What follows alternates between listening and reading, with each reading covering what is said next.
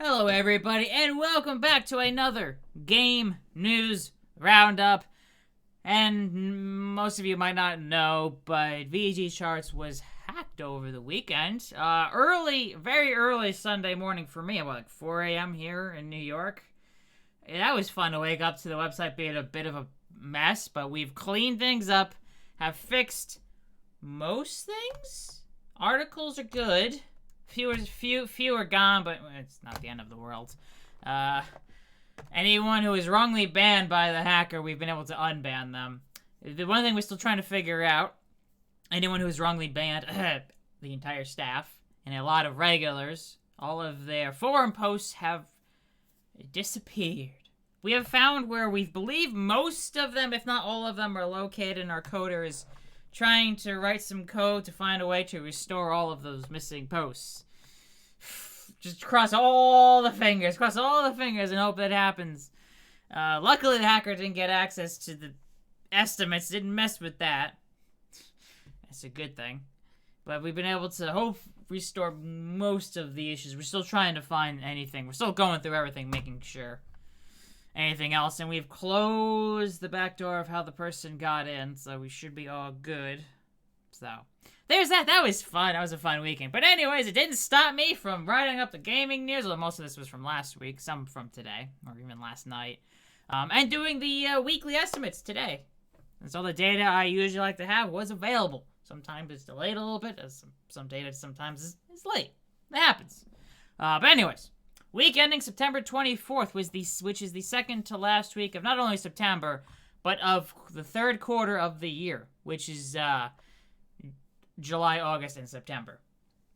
But for the weekly estimates for VGChartz, again, week ending September 24th, the order hasn't changed. It's been what it's been for many weeks and several months at this point. But we got the Switch at number 1 after the big boost with Splatoon. Sales are coming back down a bit. But almost 290,000 units sold worldwide, which is... we'll get into it more so when I get into the actual article. But it's actually up year over year. Even though sales have dropped below 300,000, again, it's up slightly year over year. PS5, almost 238,000. And Xbox Series X and S, 172,000. And PS4 and Xbox One sales continue to drop as just what's remaining stock is available is what's being sold, and that, shrinks every week. But you look at the North America, US, and Canada, PS5 was actually just a hair ahead of the Switch. Practically tied between the two, but PS5 was a hair ahead of the Switch. And Series X and S not that much far behind. If you look between the three, we're only talking, 7,500-ish difference in sales between the three. And then Europe, PS5 number 1, Switch number 2, Series X and S in third, almost 76,000 for the PS5, 65,000 for the Switch, and 53,000 for the Series X and S across Europe for the week. And then in Japan, Switch continues to do what it does and dominate. With 86,500 units sold, but there is a lot more stock for the PS5, and it's one of its best weeks in a long time, with nearly 30,000 units sold. And Series X and S, relatively for Xbox, continues to do decently well for Xbox in Japan. Obviously, it is still very much in third place, but considering the Xbox One sold like 115-ish thousand lifetime, and the Xbox Series X and S did almost 10% of that in 1 week. Did over 10% of that in 1 week. So relatively, it's doing decently well. So, even though, one's in first, second, and third, generally speaking, all three are doing fairly well. And that is, you think of PS5 with its supply constraints. The Series X is still somewhat supply constrained, not nearly as bad as PS5, and the Series S is generally fairly easy to find. And the Switch, it varies from week to week, but it's generally the easiest console to find. And lifetime sales, we got the Switch, 113.29 million units, the PS5, 23.64 million, and the Series X and S, 17.09 million. Series X and S has passed an estimated 17 million units sold as of September 24th, 2022. Based on our latest estimates, based on what data we have available, and as I always say, as more data becomes available to us, adjustments do happen to make our estimates as more accurate as possible. But yeah, moving on to the article itself. So now, as we always do, comparing the PS5 to the same week for the PS4, and comparing the Series X and S for the same week for the Xbox One. PS5 sales are down by over 59,000 units for the PS4. PS4 had sold almost 300,000 units for the week, compared to the PS5, which is almost 238,000. And the Series X and S is up by over 44,000 units compared to the same week for the Xbox One, which had sold 128,000 for the Xbox One versus the 172,000 for the Series X and S. Now, I do expect to see a bump in sales as long as there's stock available. I haven't run any numbers yet. I'm still waiting a lot of data for the next update next week, which would be technically the last week of September, which is the week that FIFA 23 came out, which usually, as long as there's stock available, and there's always seems to be some bundles with the PS5. I think even Series S and X had some bundles with FIFA 2023 in some places, even if they're unofficial bundles.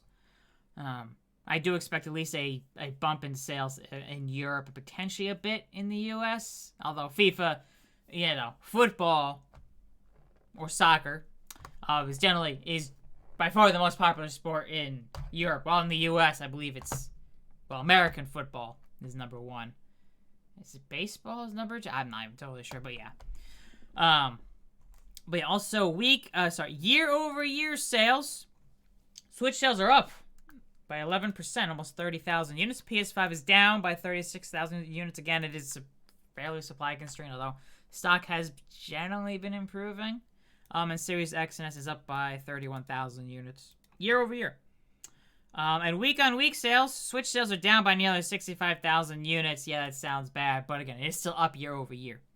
It's from the boost from Splatoon and the Splatoon 3 OLED limited edition. PS5 sales were up by nearly 17,000 units week over week, and Series X and S sales were flat compared to the previous week. And year to date, 11.57 million units for the Switch, 6.63 million for the PS5, and 5.73 million for the Series X and S. And now taking a quick look into the monthly sales comparisons. I'm trying to be a little bit quicker on some of this stuff here than usual, but PS5 compared to the PS3 after 22 months is unsurprisingly tracking well ahead. I mean, at one point it was over 8 million ahead, and then with the severe supply constraint, the PS3 did catch up a bit. But the PS5 has grown its lead over again, is nearly 8 million ahead, 7.87 million ahead of the PS3 after 22 months, which would be August 2022 for the PS5 and August 2008 for the PS3. And the PS3 did not reach current PS5 sales until month 32, so 10 months. So the PS5 is still tracking 10 months ahead of the PS3, which is the lowest selling PlayStation home console. Mind you, obviously, I know there is the Vita, which, when it's still like, I forget, 13, 14, 15 million lifetime. But anyways. And another comparison, Xbox Series X and S versus the Xbox 360 after 22 months. The 360 being the best-selling console of all time. The Series X and S is currently almost 5.5 million ahead of the 360 after 22 months on the market, with its lead growing most months. I believe these months where you see the lead shrunk a little bit. I don't quite quote me on this, but I'm fairly certain that month 3 would be January here. Although I believe this 114 might be December 2021. And December, that'd be 2006. But yeah, generally speaking, the lead for the Series X and S over the 360 has grown. But as I've mentioned, the Kinect gave a big boost to the 360 later in its lifespan. As that came out, and I want to say it was holiday 2010, be 5 years after the 360 was available. And now also comparing the Switch to the best-selling Nintendo platform. The Nintendo DS, the Switch has been continually falling behind and is currently 13.6 million behind the DS. But DS sales at this point started to taper off fairly quickly. so it didn't have the strongest of legs at this point. After this point, so depending on when the Switch 2 or whatever the Switch successor will be called launches, the Switch still has the potential to outsell the DS as long as the Switch 2 doesn't launch until, March 2024 is my complete guess of that. It'd be the March 2024 to March 2025. That's 7 to 8 years after the Switch. But then again, you never know with Nintendo when they will launch a Switch successor. It could be later this year. It could be early next year. Who knows? If it is, well, the Switch, there's no way in hell it's gonna outsell the DS. An actual Switch successor, not just a Pro Switch model, just a slightly more powerful Switch, but it's still considered part of the same generation, like the PS4 Pro or the Xbox One X were. But yeah, be keeping an eye on this every month, seeing how the sales compare between the two. Moving on to the news. They literally just wrote this up because I saw this as I was about to go live. Steam Deck according to a report, has shipped over 1 million units. It could be 10 million. I don't even know.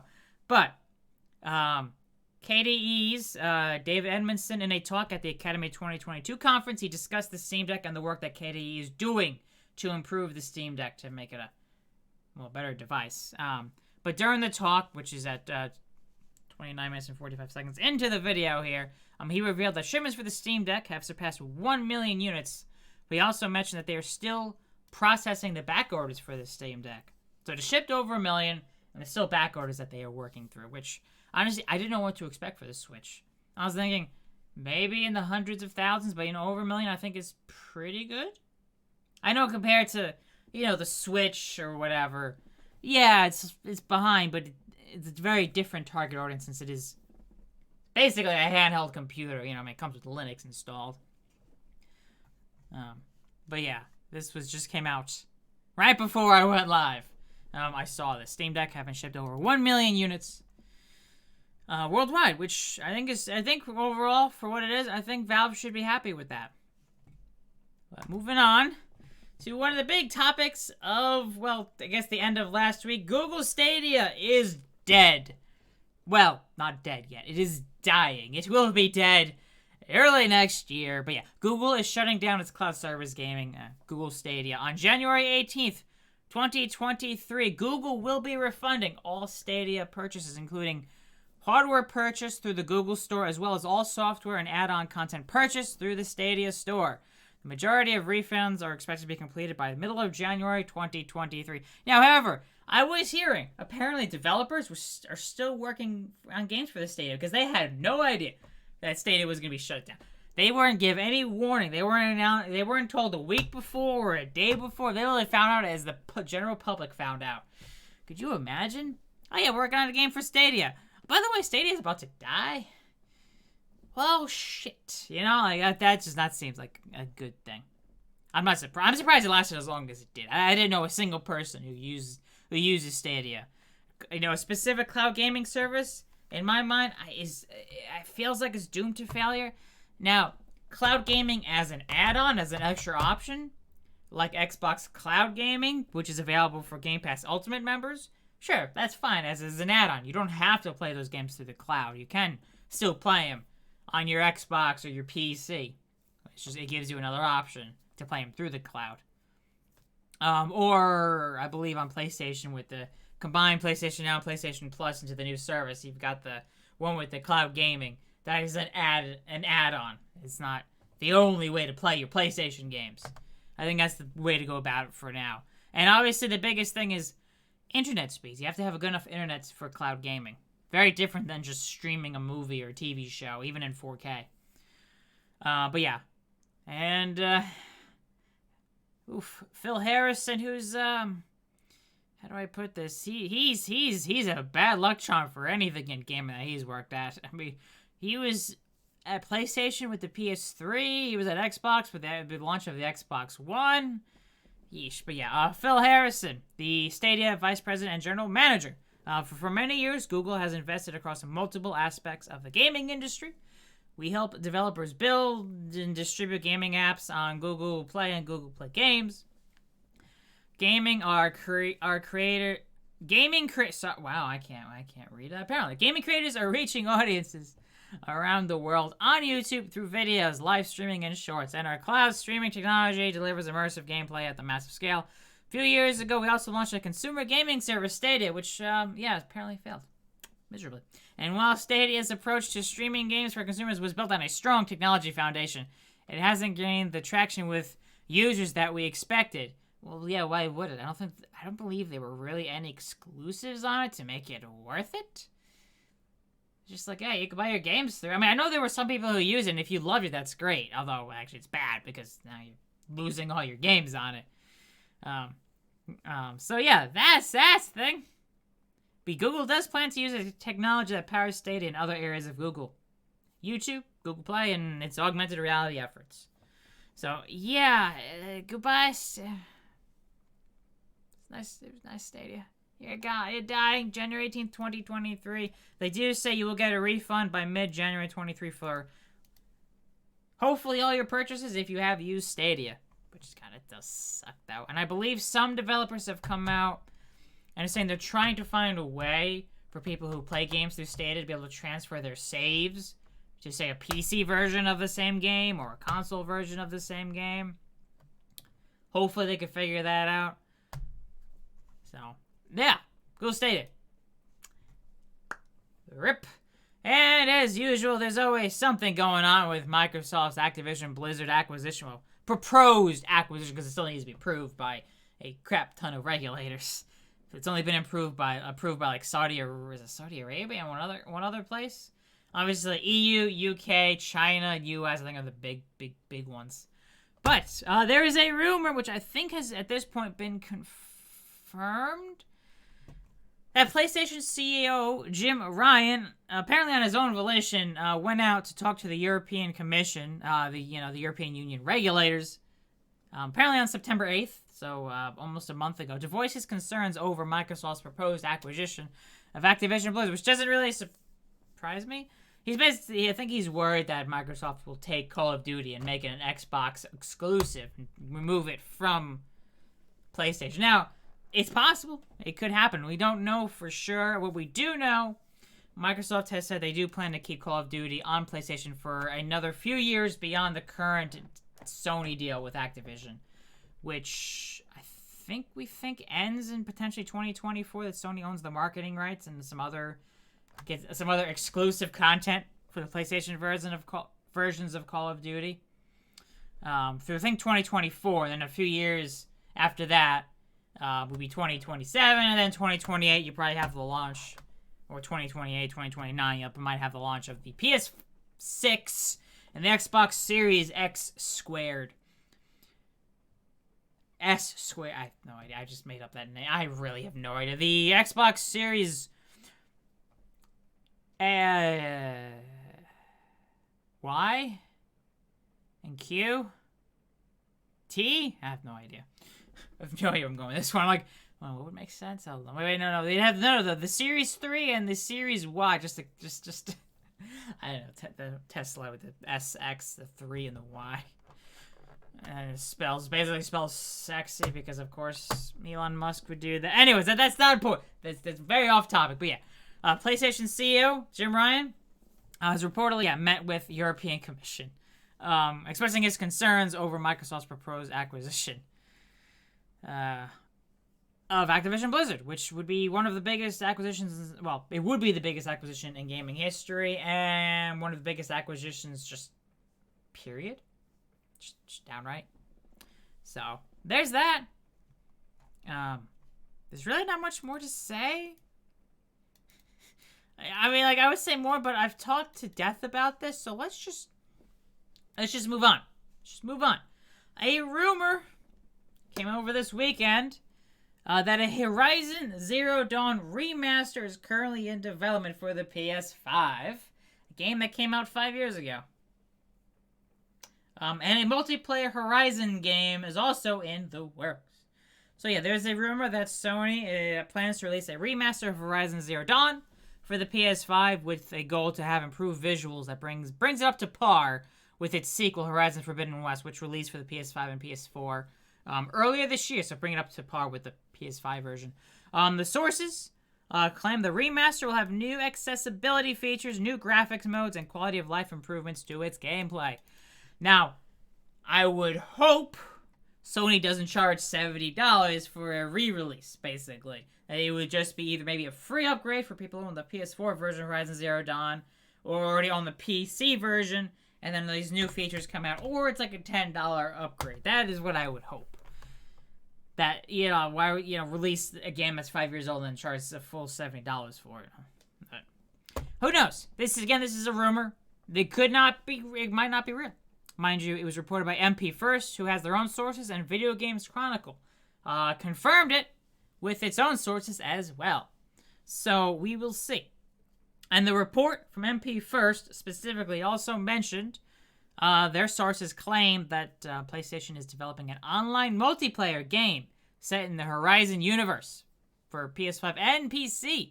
And one of the sources says it might have a co-op mode and it'll have customization said to be around different tribes in the scene in the series. So the different tribes, you could have a character for a specific tribe. But co-op, yeah. I just, like, a lot of these games are fun solo, but I feel like having a co-op option is, like, I don't know. Like, some games are fun, and then there's co-op, and then some games, like, and you play in a co-op, like, so it's even more fun in co-op. But it's just me. Like, when it comes to multiplayer, I think co-op first, not PvP. But that's how I play my games. I like to play cooperatively with friends. But I know a lot of people love PvP games. So, there's that. But yeah, there's that report. Moving on to some other stuff. PlayStation VR 2. There's a report that Sony plans to ship 2 million PlayStation VR 2 headsets and controllers by March 2023. This is according to several people familiar with Sony's plans who spoke with Bloomberg. And obviously, if this turns out to be true, this would put PSVR 2 way ahead of the original PSVR, which took 8 months to reach 1 million units. So 2 million units in potentially 1, 2, or 3 months versus 8 months to get to 1 million units. We don't have a release date or a price for the PSVR 2 yet. Early 2023 is all we know. So that would be January, February, or March, you would think. Would be early 2023. And reports are over 20 major first-party and third-party titles available at launch, including Horizon Call of the Mountain from Guerrilla Games and Firesprite, which is, set in the same universe as Horizon Zero Dawn and Forbidden West. But if this turns out to be true and they're shipping 2 million units, I think it means more likely the price isn't going to be as high as some other VR headsets for it to have a chance to reach 2 million that quick. Although it is shipped, not sold, and it could take a while for them to actually sell 2 million units. Who knows? If it's $400 or $500, I don't see them being able to sell 2 million units anywhere quickly at all. If it's 300 or less, yeah, maybe. But it's all speculation. Who knows? This is a report. It might not end up being true. We'll find out. So, yeah, hopefully we'll know by early January.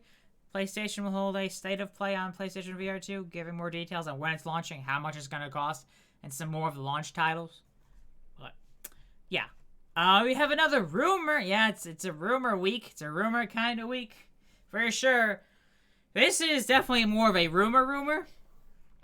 Bigger rumor. More of a rumor than a report on a rumor.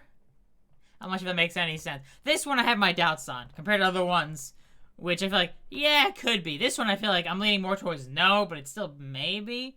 A rumor that Halo is switching to Unreal Engine. The Halo developers, 343 Industries, according to a rumor, are looking to switch from its own Slipspace engine to Unreal Engine. According to Jeremy Penter on Twitter, who spoke with multiple sources.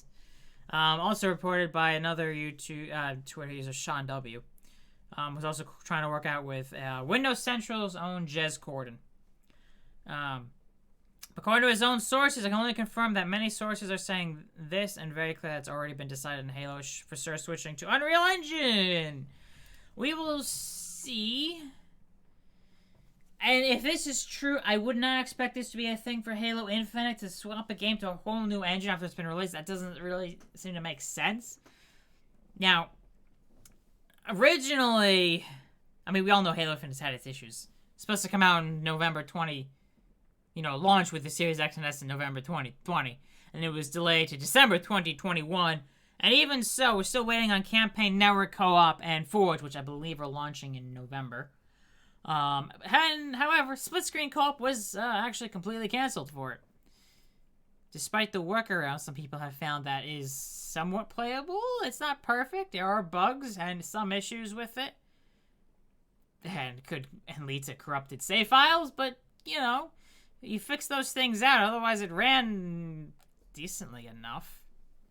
Yes. I mean, at least on Series X and S. Man, the Xbox One was another story. But anyways, I digress. So potentially, if they were to swap to Unreal Engine, hopefully any issues with development with the Slip Space engine will no longer be an issue. But I would not expect this, if this turns out to be true, until Halo 7? Whatever the next Halo game would be called. We will see, because originally 343 was planning on supporting Halo Infinite for a decade. And with all the issues they're having, we will see.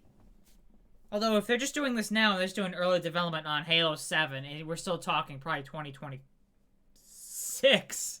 Wouldn't surprise me with how games are now developed nowadays. 2026 wouldn't surprise me. Probably like another 4 years away. So, we will see if that ends up being true. Hey, Ness, you made it. How are you doing? How's Mindy? She's surviving the storm. So, I like the Super Saiyan hair you got there for your sub. Going to cast you to the TV? Yes! I'm going to be on the I'm so famous. I'm going to be on the television. Woo! Oh, boy. And going into some other news, which I think most people in the comments, most people seem to agree. Whether you prefer Xbox, Nintendo, or PlayStation, I think everyone seems to agree this is bad.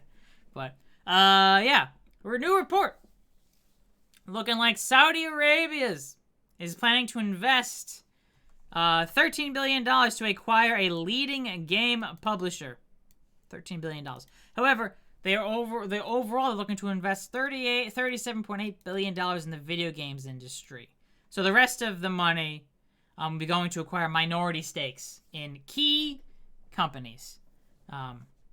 Versus, so $18.6 billion in minority stakes in several key video game companies and $13.3 billion to acquire a leading game publisher to become a strategic development partner. Now, I was trying to figure out who could it be. Now, this was $13.3 billion. It would rule out Electronic Arts, Take-Two Interactive, and Bandai Namco, because they're all worth more than that. And obviously, Activision Blizzard would definitely be off the table. I mean, obviously, they're in the middle of being acquired by Microsoft at the moment. But having looked at some of it, like Embracer, potentially, Konami, Capcom, Square Enix, Ubisoft, potentially. Although some of them, with how much they're worth, $13.3 billion would be well above what they're worth. I mean, I know most companies, when a company acquires another company, usually there's a premium of like maybe 50%, 60%.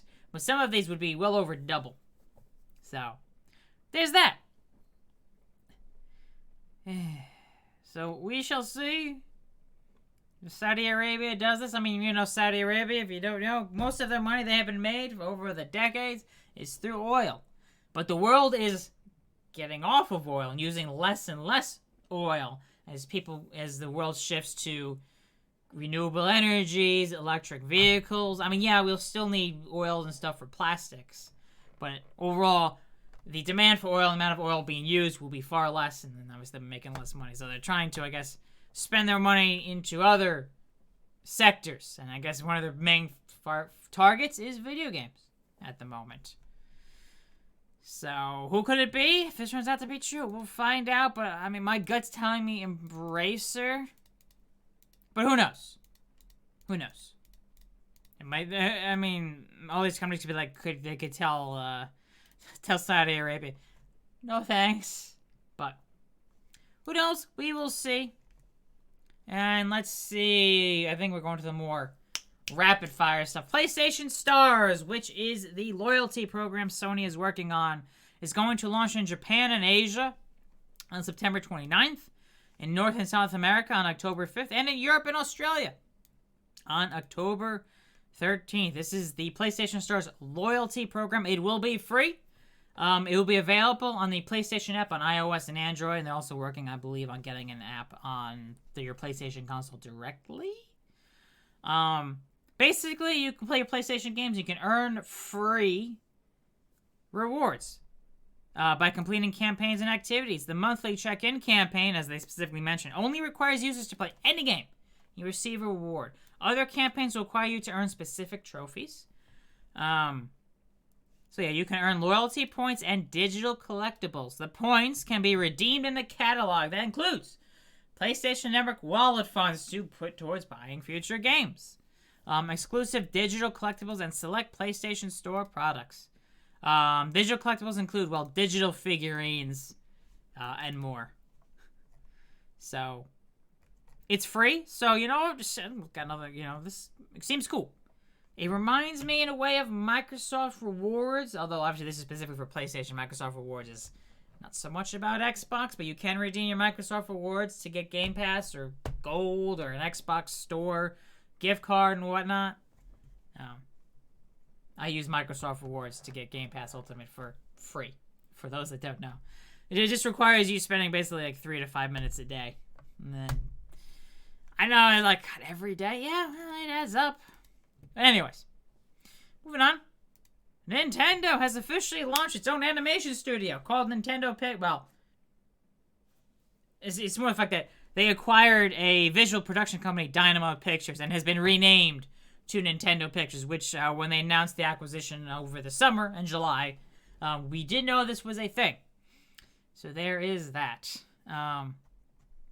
So yeah, we will see. I'm not sure if it's going to be so much they'll be working on movies per se. Dynamo Pictures, they have worked on CG stuff for Metroid, other video games. They've done motion capture work. Maybe they'll grow and eventually they'll make some movies. I don't know. It seems less likely and more shorts, animated shorts for Nintendo. Maybe we'll see some stuff like in future Nintendo Directs. They'll do a quick 30-second or 1-minute animation or whatnot. Or maybe like in Nintendo games, because you know how Nintendo graphics are, well, a generation behind PlayStation, Xbox, and PC at this point. And maybe we'll get some CG, cutscenes with them. Potentially. Also, welcome back, Emerald. You have missed most of the gaming news, but don't worry. Again, this will always be up on YouTube the following morning. So, yeah. Let's see. God of War PC Port Studio. Apparently, they are working on a new live service title with PlayStation, according to a LinkedIn post from the developer, who said, "We are hiring programmers to join our small and nimble team at Jetpack. We're excited to embark on a new live services title with Sony, and we're ready to launch. If you're an experienced game developer and want to join our team to ship a AAA title, reach out." So yeah, the developer who did the PC port of God of War, apparently PlayStation was really satisfied with what they did, so they're now working on a live service kind of game with PlayStation. What is it? No idea. But we'll find out at some point. Let's see. Quick. All right, some quick stuff. Scorn was originally coming out on October 21st. Is now coming out a week earlier, October 14th. And yes, I do plan on probably streaming it once or twice, especially it's Halloween season now. It comes out on the Xbox Series XS, PC on Steam, Epic Games Store, and GOG, as well as Xbox Game Pass on Xbox and PC. Again, Scorn release date moved up a week to October 14th. And Sackboy, A Big Adventure, which came out on the PS5 and PS4 in 2020, is now coming to the PC on October 27th on Steam and the Epic Games Store. And the PC version will support 4K resolution at up to 120 frames per second, ultra-wide monitors, NVIDIA DLSS, and variable refresh rate. And if you do pre-order the game on the PC, you will get some bonuses. Some characters from other games, other PlayStation games, from Detroit Become Human, Ghost of Tsushima, Days Gone, and Death Stranding. Or PlayStation, yeah, I guess technically, yeah, I guess. Detroit Become Human? Yeah, they were PlayStation console exclusives, I believe. Feel free to correct me if I'm wrong, but I'm fairly certain. But anyways, Skull and Bones has been delayed again. For the, I don't know, the 6th time, the 7th time, 8th time. It's been delayed again and again and again. This game was announced years and years ago. It's originally going to apparently be like an expansion for Assassin's Creed 4. Give you an idea of how long ago we're talking. But yeah, it's been delayed again from November 8th to March 9th, 2023. It's coming out for the PS5, Series X, and S, and PC. Oh, and apparently I'd say Google Stadia, but I guess if Stadia now dead, I can remove that, probably. By then, Stadia will be dead, as we discussed earlier. Stadia will be dead in January.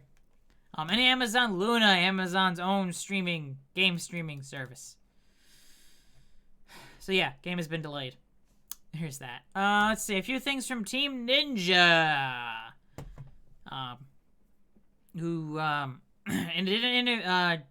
Team Ninja director and president, an interview with Video Games Chronicle, did say they have seen a growth in Xbox in Japan due to the help from Game Pass. And he did mention, yes, Nintendo still continues to dominate the console market. Yeah. We do feel there's a bigger presence for the Xbox platform in Japan. We're definitely seeing that here, said the Team Ninja president. Yes, I'm just saying president because I would completely butcher how to pronounce his name. We think that Game Pass is helping a lot more people get acquainted with the Xbox platform. A lot more people are coming in and playing games and being part of that. However, from our perspective, just from a numbers standpoint, Japan seems to be pretty dominated by Nintendo consoles and the Switch. He's not wrong. 3/4 of console sales, if not more, are Switch. It's quite a bit. But yeah, we definitely are feeling in Japan that Xbox is definitely trying to take a bigger foothold with the current platform. Especially, as I mentioned, Xbox One basically just was dead. Just dead on arrival in Japan. Had no sales at all. So yeah. And also from this same interview, he also mentioned, do not expect Neo on Xbox platforms. Neo and Neo 2, which came out on PS4, and later on PS5 and PC. But yeah, I believe the console versions were published by PlayStation, so it's not a surprise. He said not to expect Neo 2 on Xbox platforms. Also, he has mentioned, another article, he's mentioned he isn't against letting another studio developing a new Ninja Gaiden game. Please, new Ninja Gaiden, please be good too. Ninja Gaiden 1 and 2, not the original, I don't know, would they be the reboots? That were on the Xboxes originally. Fantastic games. Ninja Gaiden 3, not very good, in my opinion. First two were great. And the third one was going to be a huge letdown. I even replayed them, recently. Like, oh man, Ninja Gaiden 1, 2. I'm like, I've lost a lot of my skills, but they're still a lot of fun. And it's like, yeah, I don't like Souls-like game, but man, those Ninja Gaiden games, they're good. I mean, I thought they call them a Souls-like game. I would have them, because they have difficulty options. You could make them as hard as a Souls-like game, playing on the hardest difficulty. Or you play on normal, or easy. But yeah, so he's not against another studio or another team within Team Ninja to work on a new Ninja Gaiden game, because they are currently busy with other titles. They're doing Neo 1 and 2, and they're also currently working on Wolong Fallen Dynasty, which is set to launch in early 2023 for PlayStation, Xbox, PC, Game Pass. And last bit into quick news, Fallout 76 has topped 13 million players, as the franchise itself has turned 25 years old. So yeah, Fallout is now 25 years old, and I believe that will do it for the gaming news. As always, if you've enjoyed this, hit the like button. Be sure to subscribe, leave a comment, please. It all helps out the algorithm. Otherwise, yeah, thank you all so much for watching. I'll catch you all for the next Game News Roundup.